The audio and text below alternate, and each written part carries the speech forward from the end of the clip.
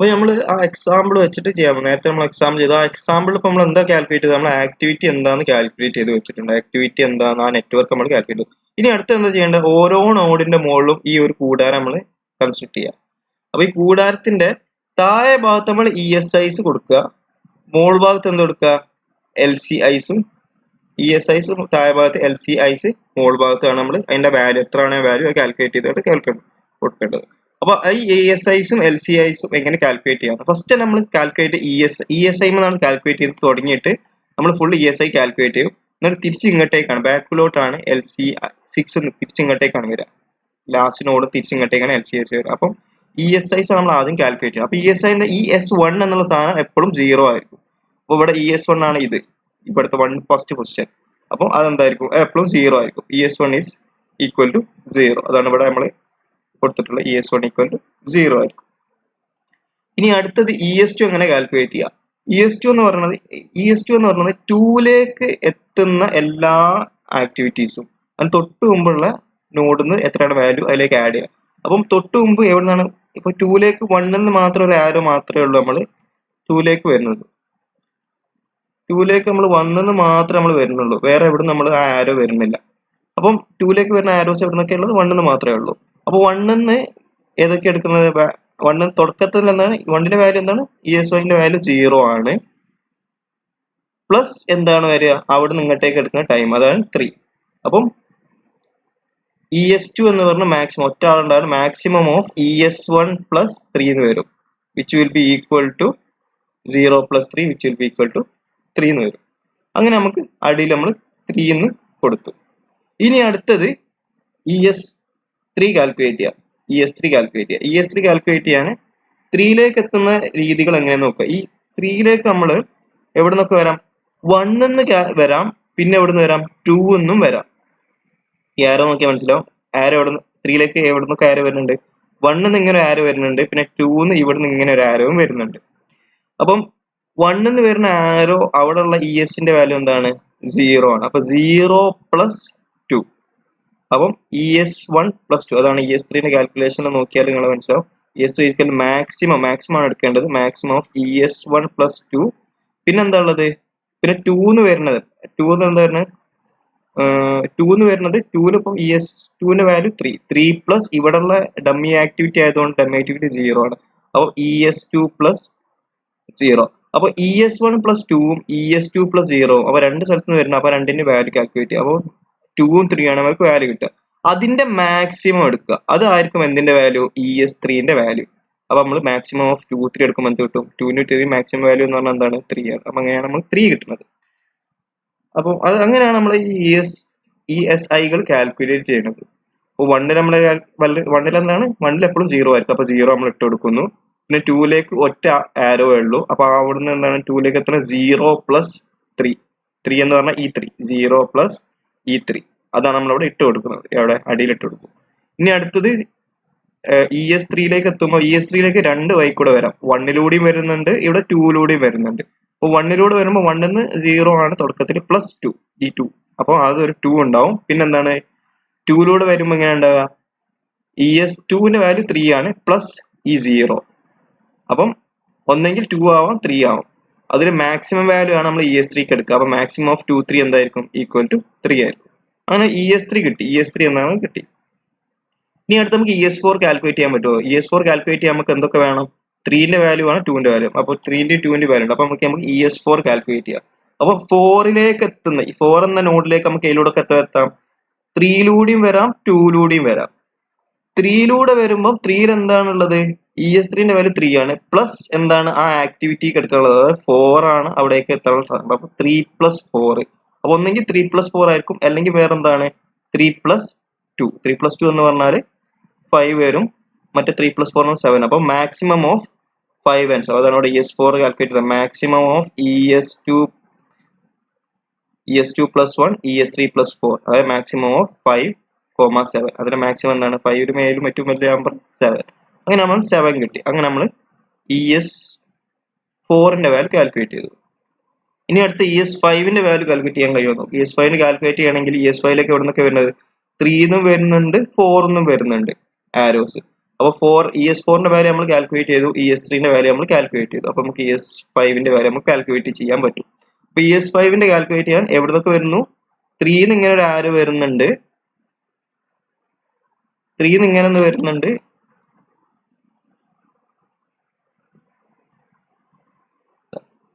ഇങ്ങനെ വരുന്നുണ്ട്, പിന്നെന്താ 4 ഇങ്ങനെയും വരുന്നുണ്ട്. അപ്പം 4 വരുന്നത് എങ്ങനെയാണ്? ES4 plus 6. ES4ന്റെ വാല്യൂ എന്താണ്? 7 പ്ലസ് 6 ഇതാണ് ഇവിടെ കാൽക്കുലേറ്റ് ചെയ്യുന്നത്. ES4 എന്ന് പറഞ്ഞാൽ 7, ES4 പ്ലസ് 6ഉം പിന്നെ എന്താണുള്ളത് 3 എന്ന് വരുന്ന ES3 പ്ലസ് 5ഉം. അപ്പൊ അതിന്റെ രണ്ടിനും മാക്സിമം എടുക്കുക, ES3 പ്ലസ് 5. അപ്പൊ ES3 എന്താണ്? 3 പ്ലസ് 5, അപ്പൊ 8. പിന്നെ എന്താണ് ഇവിടെ ES4 പ്ലസ് 6 എന്ന് പറയുമ്പോൾ ES4 എന്ന 7 പ്ലസ് 6 13. അപ്പൊ മാക്സിമം ഓഫ് 8 and 13 ആണ് എന്ത്? ES5. അപ്പൊ മാക്സിമം ഓഫ് 8 and 13 എടുക്കുക, എടുക്കുമ്പോൾ നമുക്ക് എന്ത് കിട്ടും? 8 ഉം 13 മാക്സിമം ഹയസ്റ്റ് വാല്യൂ അതാണ് 13. അങ്ങനെ നമുക്ക് എന്ത് കിട്ടി? 13 കിട്ടി. അപ്പൊ 13 ഇവിടെ ഇട്ട് കൊടുക്കുക. അപ്പൊ നമ്മൾ ES0 കാൽക്കുലേറ്റ് ചെയ്തു, ES2 കാൽക്കുലേറ്റ് ചെയ്തു, ES3 കാൽക്കുലേറ്റ് ചെയ്തു, ES4 കാൽക്കുലേറ്റ് ചെയ്തു, ES5 കാൽക്കുലേറ്റ് ചെയ്തു. ഇനി അടുത്ത് ES6 കാൽക്കുലേറ്റ് ചെയ്യാനാണ് പോണത്. ES6 കാൽക്കുലേറ്റ് ചെയ്യാൻ ES6ലേക്ക് എത്തുന്ന വാല്യൂസ് ഏതൊക്കെ ഉള്ളത്? 6ലേക്ക് നമ്മൾ 5 എന്ന് വരുന്നുണ്ട് ഒരു ആരോ ഇങ്ങനെ, 4 ആ ആരോന്റെ ഹെഡ് നോക്കുക, അതാണ് വരുന്നത്. ആ ഹെഡ് എങ്ങനെ 6ലേക്ക് വരുന്നത് ഏതൊക്കെ നോക്കുക. പിന്നെ 4 എന്ന് വരുന്നുണ്ട്, പിന്നെ 2 എന്ന് വരുന്നുണ്ട്. അപ്പൊ 2 എന്ന് വരുന്ന ഡിസ്റ്റൻസ് എന്താണ്? 2ലുള്ളത് 3 ആണ്, പ്ലസ് എന്താണ് എടുക്കേണ്ടത്? 7. അപ്പം അതാണ് ഇവിടെ നിങ്ങൾ ഇക്വേഷൻ നോക്കിയാൽ മനസ്സിലാവും. ES6 equal to maximum of എന്തിൻ്റെയൊക്കെ മാക്സ് എടുക്കണം? ES2 പ്ലസ് 7 എടുക്കണം. പിന്നെ എന്താ ഉള്ളത്? 4 നിന്ന് 6ലേക്ക് എത്തുന്നത് എന്താണ്? 4ന്റെ വാല്യൂ എന്താണ്? ES4ന്റെ വാല്യൂ 7 പ്ലസ് 11. അപ്പം ES4 പ്ലസ് 11 വരും. പിന്നെന്താണ്? 6ലേക്ക് എത്തുന്നത് അടുത്തത് 5ലൂടെയും വരാം. 5ലൂടെ വരുമ്പോൾ 13 പ്ലസ് 3, ഈ 13 പ്ലസ് ഈ 3. അപ്പം ES2 plus 7, ES4 plus 11, ES5 plus 3, അതിൻ്റെ എല്ലാത്തിനും മാക്സിമം എടുക്കുക. അപ്പോൾ maximum of 10, 18, 16 which will be equal to 18. അങ്ങനെ നമുക്ക് എന്ത് കിട്ടി? 10, 18, 16 മാക്സിമം വാല്യൂ എന്താണ്? 18 കിട്ടി. അപ്പോൾ അതാണ് നമ്മുടെ ES6. CX6 എന്ന് പറഞ്ഞാൽ നമ്മുടെ എൻഡ് പോയിന്റിലുള്ള വാല്യൂ ആണ്. അപ്പൊ അങ്ങനെ നമ്മൾ എല്ലാ ESകളും കാൽക്കുലേറ്റ് ചെയ്ത് കഴിഞ്ഞു. ഇങ്ങനെയാണ് നമ്മൾ ESകൾ കാൽക്കുലേറ്റ് ചെയ്യുക. ഇനി നമ്മൾ LCIs കാൽക്കുലേറ്റ് ചെയ്യണം. അപ്പോൾ LCI കാൽക്കുലേറ്റ് ചെയ്യാൻ എങ്ങനെയാ വെച്ചാൽ ഫസ്റ്റ് നമ്മൾ LC6 ആണ് നമ്മൾ കാൽക്കുലേറ്റ് ചെയ്യുക. LC6 ഈസ് ഈക്വൽ ടു, അതായത് എൻഡ് പോയിന്റ്, അത് നേരത്തെ പറഞ്ഞു, എൻഡിലുള്ള നോഡുകളുടെ വാല്യൂസ് രണ്ടും സെയിം ആയിരുന്നു. അപ്പോൾ LC6 will be equal to EC6. അപ്പം EC6 എന്നാണ് 18. അപ്പൊ അതിന് എന്തായിരിക്കും? എൻഡിലെ ടൈം. അതാണ് ഈ രണ്ട് രീതിയിൽ നമ്മൾ പ്രോജക്റ്റിന് ടൈം എടുക്കുന്നത് കാൽക്കുലേറ്റ് ചെയ്യാണ് ചെയ്യുന്നത്. അപ്പം രണ്ട് രീതിയിലും എൻഡിൽ രണ്ട് ടൈം സെയിം ആയിരിക്കുമല്ലോ, കാരണം പ്രോജക്റ്റ് എൻഡ് ചെയ്യുന്ന സമയം കാൽക്കുലേറ്റ് ചെയ്യാണ് ചെയ്യുന്നത്. അപ്പം 18 എന്നായിരിക്കും എന്ത്? LC6. അപ്പൊ LC6 എന്ന് പറഞ്ഞാൽ 16 ആണ് ബൈ ഡെഫിനിഷൻ. അപ്പൊ അത് കിട്ടി. ഇനി നമ്മൾ എങ്ങനെയാണ് പിന്നെ ബാക്കിലോട്ടാണ് പോകുന്നത്. അപ്പം ES നമ്മൾ കാൽക്കുലേറ്റ് ചെയ്യുമ്പോൾ 0 തുടങ്ങി, അതായത് ES1 തുടങ്ങിയിട്ട് നമ്മൾ ES6ലേക്ക് എത്തും. ഇനി നമ്മൾ LCകൾ കാൽക്കുലേറ്റ് ചെയ്യുന്നത് എന്താന്ന് വെച്ചാൽ നമ്മൾ ഈ LC6 തുടങ്ങിയായിട്ട് LC1ലേക്ക് എത്താണ് ചെയ്യുന്നത്. അപ്പൊ LC6 കാൽക്കുലേറ്റ് ചെയ്തു. ഇനി അടുത്ത LC5 നമുക്ക് കാൽക്കുലേറ്റ് ചെയ്യാവുന്ന കഴിയും നോക്കാം. LC5 നമുക്ക് കാൽക്കുലേറ്റ് എങ്ങനെ വെച്ചാൽ ഈ 5ല് നിന്നും പോകുന്ന ആൾക്കാർ, അപ്പൊ നമ്മള് ESകൾ കാൽക്കുലേറ്റ് ചെയ്ത് തന്നാല് അതിലേക്ക് എത്തുന്ന ആൾക്കാരാണ് കാൽക്കുലേറ്റ് ചെയ്തത്. ഇപ്പം 5ലേക്ക് എത്തുന്ന ആൾക്കാർ എന്തൊക്കെയാണെന്നാണ് നമ്മൾ നോക്കിയത്. അതായത് 3 വരാം, 4 വരാം, 6 വരാം. ഇവിടെ നമ്മൾ നോക്കുന്നത് LCകൾ നമ്മൾ നോക്കുന്നത് അതിലേക്ക് എത്തുന്നത് എങ്ങനെയെന്നാണ് നമ്മൾ നോക്കുന്നത്. അപ്പം ഇവിടെ ആണെങ്കിൽ LC 18 കിട്ടി. ഇനി അടുത്തത്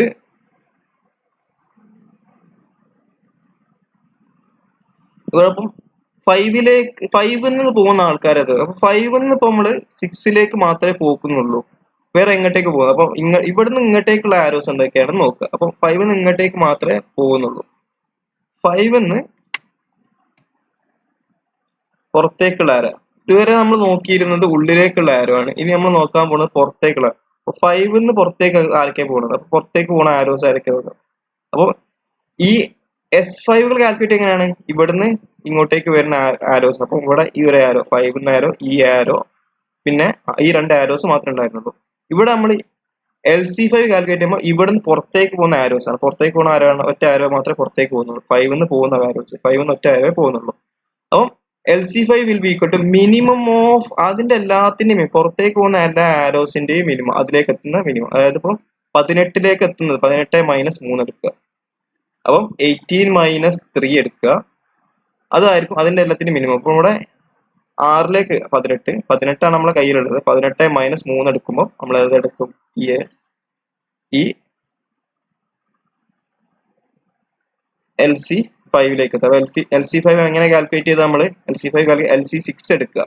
6ലേക്ക് മാത്രമേ പോകണം. അപ്പൊ LC6 എടുക്കുക. എന്നിട്ട് അത് എന്ത് മൈനസ് ചെയ്യുക?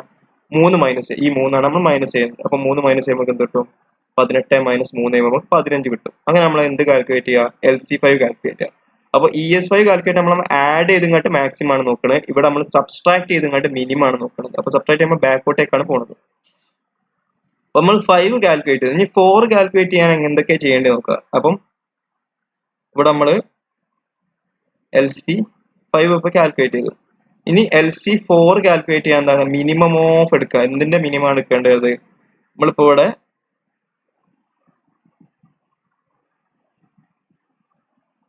ഫോറിൽ നിന്ന് പോകുന്ന ആൾക്കാരൊക്കെ 4ൽ നിന്ന് പോകുന്ന ആരോസ് ഏതൊക്കെയുള്ളത്? ഈ ഒരു ആരോ ഉണ്ട്. ഈ ഒരു ആരോ 4ൽ നിന്ന് പോവാണ്. ഈ ഒരു ആരോ എന്താണ്? 4ൽ നിന്ന് പോവാണ് ചെയ്യുന്നത്.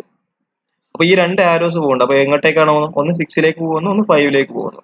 അപ്പൊ മിനിമം ഓഫ് EC5 മൈനസ് 6. 5ലേക്ക് പോകുന്നത് മൈനസ് എത്രയാണ്? അങ്ങോട്ടേക്ക് പോകുന്ന ടൈം 6.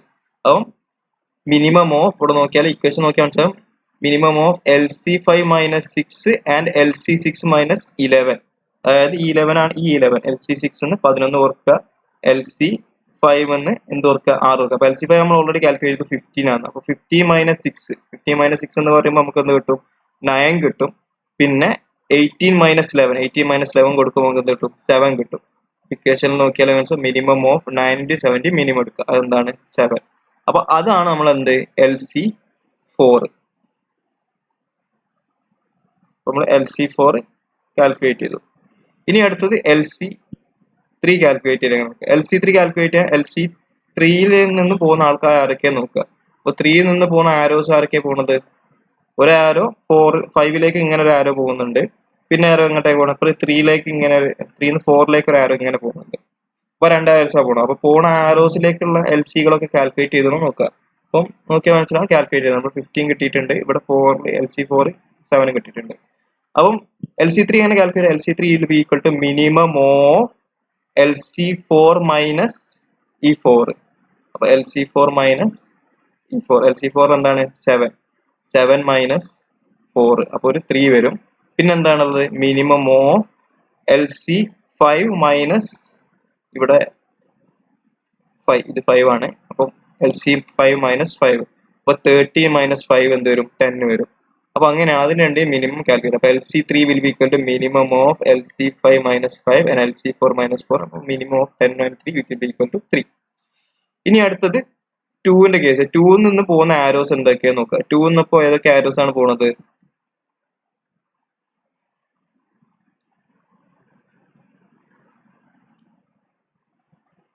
ടൂന്ന് നിന്ന് പോകുന്ന ആരോസ് 3 നമ്മൾ കാൽക്കുലേറ്റ് ചെയ്ത് കഴിഞ്ഞു. C3 കാൽക്കുലേറ്റ് ചെയ്തു. ഇനി നമ്മൾ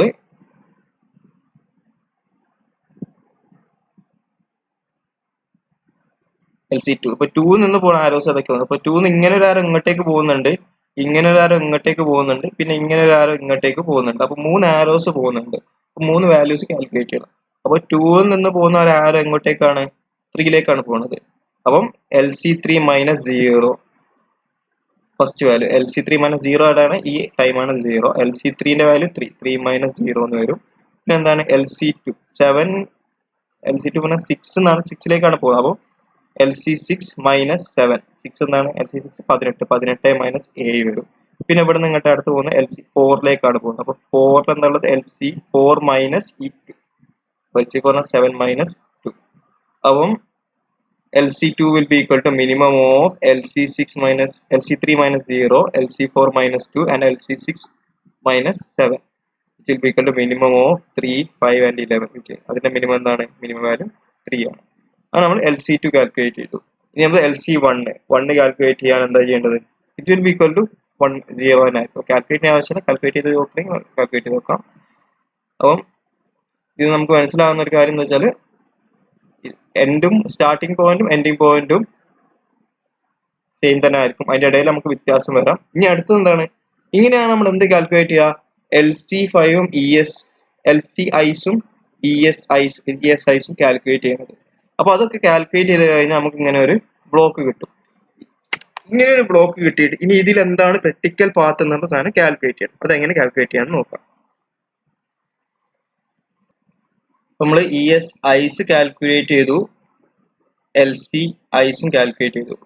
ഇനി അടുത്തത് ഇതിന്റെ എല്ലാം ക്രിട്ടിക്കൽ ആക്ടിവിറ്റി, നമ്മൾ ക്രിട്ടിക്കൽ പാത്തും ക്രിട്ടിക്കൽ ആക്ടിവിറ്റി എന്താണ് കാൽക്കുലേറ്റ് ചെയ്യാം. ക്രിട്ടിക്കൽ ആക്ടിവിറ്റികളൊക്കെ കണ്ടുപിടിച്ചാൽ അതിന്റെ ക്രിട്ടിക്കൽ പാത്തും കിട്ടും. നമ്മൾ ക്രിട്ടിക്കൽ പാത്തിലേക്ക് എത്താൻ വേണ്ടിയിട്ടാണ് ഇതൊക്കെ കാൽക്കുലേറ്റ് ചെയ്യുന്നത്. അപ്പോൾ ഒരു ക്രിട്ടിക്കൽ ആക്ടിവിറ്റി ആണെങ്കിൽ അത് ഈ 3 കാര്യങ്ങൾ സാറ്റിസ്ഫൈ ചെയ്യുന്നതാണ്. അതാണ് മെയിൻ ഇമ്പോർട്ടൻറ്റ് തിങ്.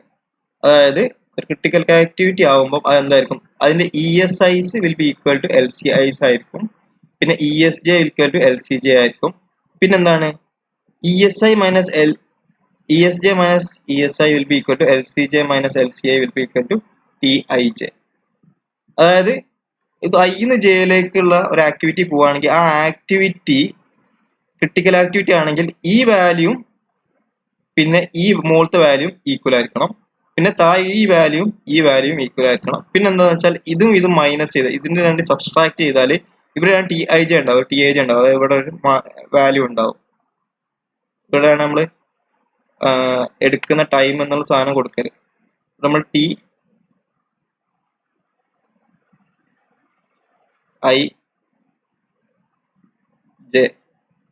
ഇപ്പൊ രണ്ട് ആക്ടിവിറ്റിയുടെ നമ്മൾ ടൈം കൊടുക്കാറാണ് TIJ.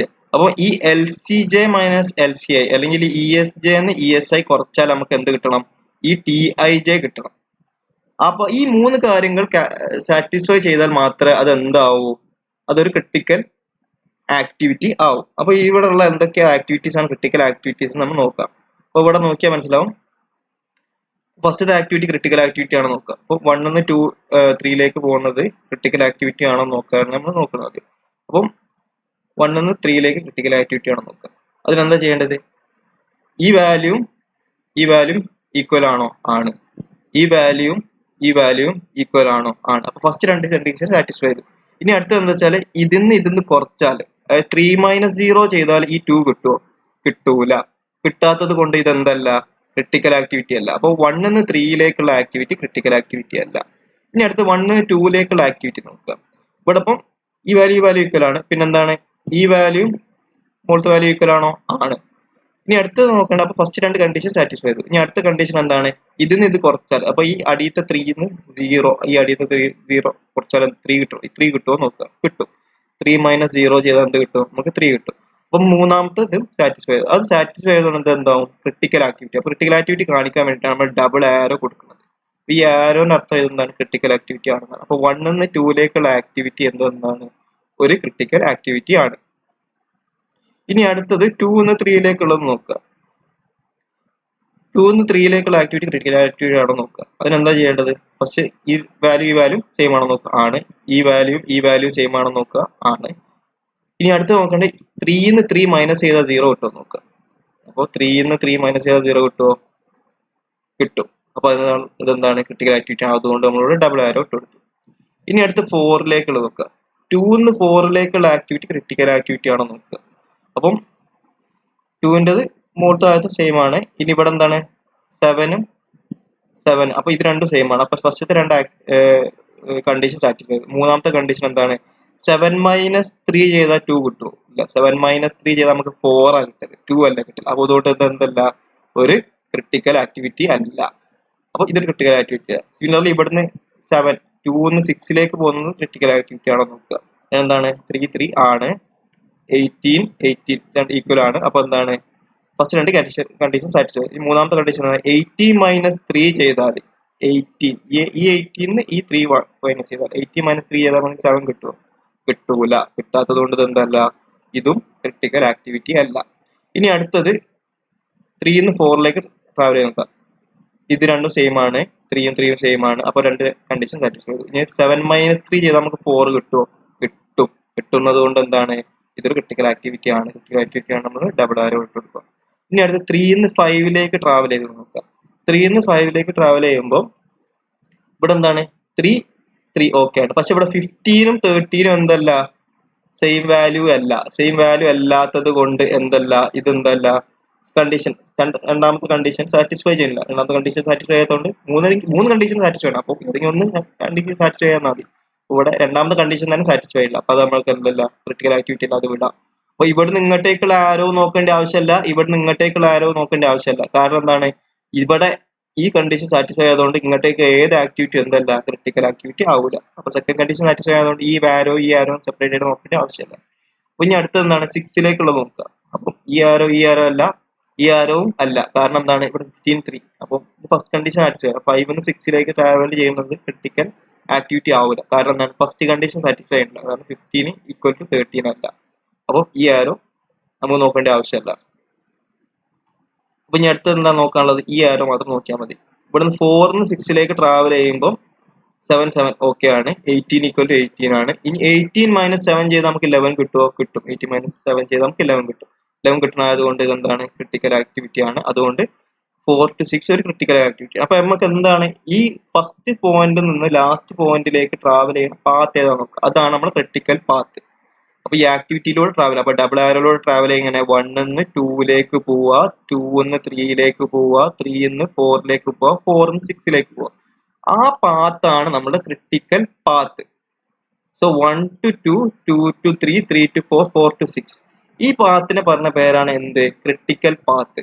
അപ്പൊ ആ ക്രിട്ടിക്കൽ പാത്തിൽ എടുക്കുന്ന ടൈം ഉണ്ടാവുമല്ലോ, ആ ടൈം ആണ് നമ്മുടെ പ്രൊജക്ട് കംപ്ലീറ്റ് ചെയ്യാൻ എടുക്കുന്ന ടൈം. അപ്പൊ ടൈം എന്തായിരിക്കും 3 + 0 + 4 + 11 which will be equal to 18. അപ്പൊ 18 ആയിരിക്കും ഈ പ്രൊജക്ട് കഴിയാനെടുക്കുന്ന സമയം. അപ്പൊ 18 is the time taken. അപ്പൊ എല്ലാ സമയം കൂട്ടിന്റെ ആവശ്യമല്ല. അപ്പൊ ക്രിട്ടിക്കൽ പാത്തിലെ സമയം കൂട്ടുക. അപ്പൊ 18 എന്ന സമയത്തിനുള്ളിൽ നമ്മൾ എന്ത് കാൽക്കുലേറ്റ് ചെയ്യാൻ കഴിയും, അത് ആ ഒരു പ്രൊജക്ട് കംപ്ലീറ്റ് ആവും. So that is the time taken project complete ചെയ്യാനുള്ള. അപ്പൊ ഇതാണ് നമ്മുടെ സെക്കൻഡ് പാർട്ട്. ആ പ്രോബ്ലത്തിന്റെ സെക്കൻഡ് പാർട്ടാണ്. ഫസ്റ്റ് പാർട്ടിൽ നമ്മൾ എന്താണ് നെറ്റ്വർക്ക് നമ്മൾ ഉണ്ടാക്കി. പിന്നെ അത് കഴിഞ്ഞിട്ട് നമ്മൾ എന്താ സെക്കൻഡ് പാർട്ടിൽ എന്താണ് നമ്മൾ ചെയ്യുക വെച്ചാൽ അതിനെ ഷെഡ്യൂൾ ചെയ്യുക. ഫസ്റ്റ് പാർട്ട് നമ്മൾ പ്ലാൻ ചെയ്യണം. പ്ലാനിൽ നമ്മൾ നെറ്റ്വർക്ക് ഉണ്ടാക്കുന്നത്. സെക്കൻഡ് പാർട്ട് ഷെഡ്യൂൾ ആണ് ടൈം നമ്മൾ ഷെഡ്യൂളിങ് കൊടുക്കുകയാണ് ചെയ്യുന്നത്. അപ്പൊ ഷെഡ്യൂളിങ് കൊടുക്കൽ നമ്മൾ ക്രിട്ടിക്കൽ പാത്ത് കാൽക്കുലേറ്റ് ചെയ്യുന്ന പരിപാടിയാണ്. അപ്പൊ അതിനെന്താ ചെയ്യേണ്ടത്, നമ്മൾ ESIസും LCJസും കാൽക്കുലേറ്റ്. അപ്പൊ ആദ്യം ESI കാൽക്കുലേറ്റ് ചെയ്യുക. ESI കാൽക്കുലേറ്റ് ചെയ്ത് 18 വരെ എത്തി. അത് കഴിഞ്ഞിട്ട് LCJS എന്ന് പറഞ്ഞാൽ ബാക്കോട്ടാണ്. 18 തുടങ്ങി പിന്നെ 15 കാൽക്കുലേറ്റ് ചെയ്ത് ബാക്കോട്ടേക്ക് പോയി 0 എത്തി. അപ്പൊ ESIസും LCJസും കാൽക്കുലേറ്റ് ചെയ്യുക. കാൽക്കുലേറ്റ് ചെയ്തതിന് ശേഷം പിന്നെ എന്താണ് ക്രിട്ടിക്കൽ പാത്ത് ഏതാണ് കാൽക്കുലേറ്റ് ചെയ്യുക. അതെന്താ 3 കണ്ടീഷൻ സാറ്റിസ്ഫൈ ചെയ്യുന്നുണ്ടോ നോക്കുക. ഏതൊക്കെയാണ് 3 കണ്ടീഷൻ, ആ 3 കണ്ടീഷൻ ആരൊക്കെ സാറ്റിസ്ഫൈ, ആ കണ്ടീഷൻ സാറ്റിസ്ഫൈ ചെയ്യുന്ന ആൾക്കാരാണ് എന്ത് ക്രിട്ടിക്കൽ പാത്ത്. ചിലപ്പോൾ ഒന്നിലേറെ ക്രിട്ടിക്കൽ പാത്ത് ഉണ്ടാവാം, അതും സംഭവിക്കട്ടോ. അപ്പൊ ഇവിടെ ഒറ്റ പാത്തേ ഉള്ളൂ. ലേറ്റർ നമുക്ക് പ്രോബ്ലം ചെയ്യുമ്പോൾ ഒന്നിലേറെ ക്രിട്ടിക്കൽ പാത്തുകൾ ഉണ്ടാവും, അത് ഇഷ്യൂ അല്ല. എന്താണെങ്കിൽ ഏത് ക്രിട്ടിക്കൽ പാത്തിലൂടെ വന്നാലും അവസാനം നമ്മൾ എത്ര ടൈം എന്തായിരിക്കും 18. ഇതാണ് നമ്മുടെ എൻഡ് ടൈം. 18 ടൈമിലാണ് നമ്മൾ. അപ്പൊ എത്ര യൂണിറ്റ് ആണ്, അപ്പൊ 18 ദിവസമോ 18 മണിക്കൂറോ 18 ഡേ, എന്താണ് നമുക്ക് 18 ടൈം കൊണ്ട് എന്ത് ഈ പ്രൊജക്ട് കഴിയും എന്ന് നമുക്ക് ഇന്ന് കിട്ടി.